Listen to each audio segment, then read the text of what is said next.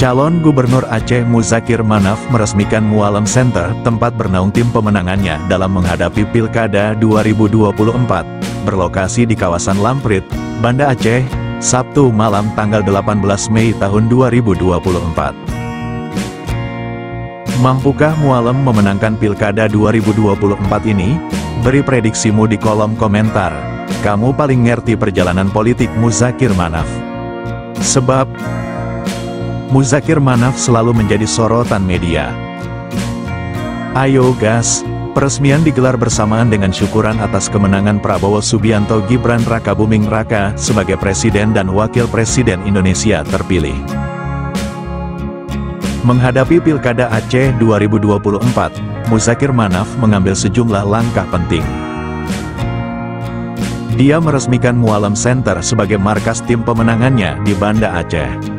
Selain itu, dia fokus memperkuat tim kampanye dan berkoordinasi dengan berbagai elemen masyarakat untuk mendapatkan dukungan yang luas.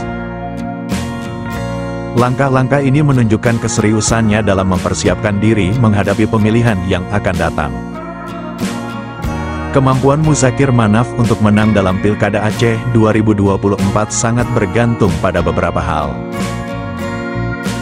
Dia memiliki basis pendukung yang cukup kuat, yang bisa memberikan keunggulan awal, namun, kemenangan juga akan bergantung pada seberapa efektif dia menjalankan kampanyenya, menangani isu-isu lokal yang penting, dan bagaimana dia menghadapi lawan politiknya. Popularitasnya saat ini dan kemampuannya untuk menarik dukungan baru juga akan memainkan peran penting. Demikian.